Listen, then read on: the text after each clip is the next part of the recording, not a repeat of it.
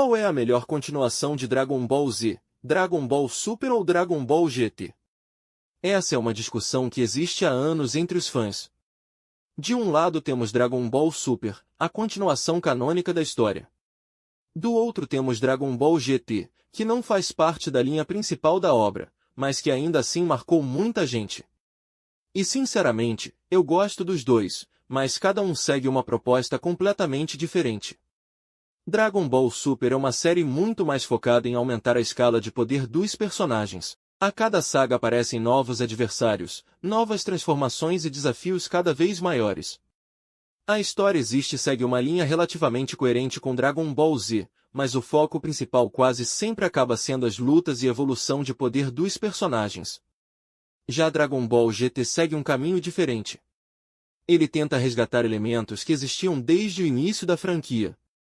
A cauda dos Saiyajins, a transformação Ozaru, as aventuras, as consequências do uso constante das esferas do dragão e até mesmo a sensação de encerramento da jornada. Enquanto o Super olha mais para frente, o GT frequentemente olha para trás e lembra tudo o que aconteceu em Dragon Ball e Dragon Ball Z.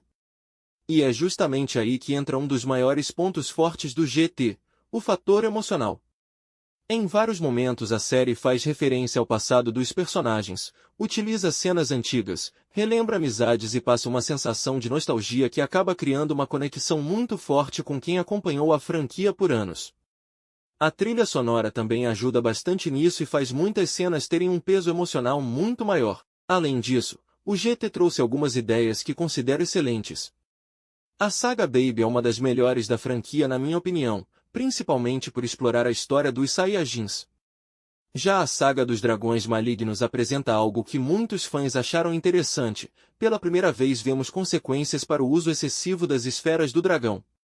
Durante anos elas foram usadas para resolver problemas e trazer pessoas de volta à vida, mas no GT isso finalmente gera um impacto real na história. E o mais impressionante é que as próprias esferas do dragão acabam se tornando a origem da maior ameaça da série. Claro que o GT tem problemas. Algumas sagas poderiam ter sido melhor desenvolvidas e várias ideias poderiam ter sido aproveitadas de forma mais profunda. Mas muitas críticas que recebem hoje parecem exageradas. Algumas pessoas apontam inconsistências em relação a Dragon Ball Z, mas a verdade é que Dragon Ball Super também possui mudanças e adaptações em relação a conceitos apresentados anteriormente. Nenhuma das duas continuações é perfeita nesse aspecto. E existe outro ponto que até hoje é lembrado pelos fãs, o Super Saiyajin 4. Mesmo quem não gosta de Dragon Ball GT costuma admitir que essa transformação marcou a franquia. O visual é completamente diferente das outras formas dos Saiyajins e resgata elementos clássicos que estavam presentes desde o início da história, principalmente a ligação com o Ozaru. Mas o que torna o Super Saiyajin 4 tão memorável não é apenas o visual. É toda a cena da transformação. Ver o Goku recuperar a consciência enquanto está na forma de Ozaru dourado e então alcançar uma nova transformação cria um dos momentos mais marcantes de Dragon Ball. É uma cena que mistura poder, emoção e nostalgia ao mesmo tempo, sendo lembrada até hoje por grande parte dos fãs. Outra coisa que me agrada bastante no GT é que várias situações possuem consequências mais permanentes. Quando alguns personagens morrem, existe um peso emocional maior porque a história deixa claro que nem tudo pode ser resolvido facilmente. A morte do Piccolo, por exemplo, tem um impacto muito forte justamente por causa do significado daquele momento para a história.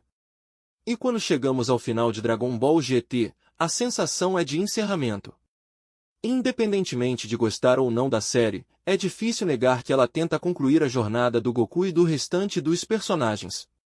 O final passa uma sensação de despedida que poucas obras conseguem transmitir.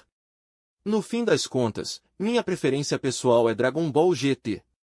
Não porque eu ache que ele seja objetivamente melhor em tudo, mas porque ele me passa mais emoção. Ele me faz lembrar da jornada inteira de Dragon Ball, desde a infância do Goku até o encerramento da história. O Super me diverte pelas lutas, pelos personagens e pelas novas transformações, mas o GT me faz sentir mais conectado ao legado construído ao longo de toda a franquia. Ainda assim, eu recomendo assistir os dois. Dragon Ball Super e Dragon Ball GT possuem qualidades e defeitos. O que falta em um muitas vezes existe no outro. Um entrega batalhas grandiosas e uma constante evolução de poder. O outro entrega nostalgia, emoção e uma sensação maior de conclusão. No final, a resposta para qual é a melhor continuação depende muito do que você procura em Dragon Ball. Se você gosta de lutas épicas, transformações e personagens cada vez mais poderosos, provavelmente vai preferir o Super. Mas se você procura emoção, nostalgia, referências ao passado e uma despedida para a jornada do Goku, talvez o GT seja a escolha que mais vai te marcar. Se você gostou desse vídeo e curte esse tipo de conteúdo, deixe o like para apoiar o canal. Compartilha com quem também gosta desse assunto, isso ajuda demais a continuar trazendo mais vídeos assim.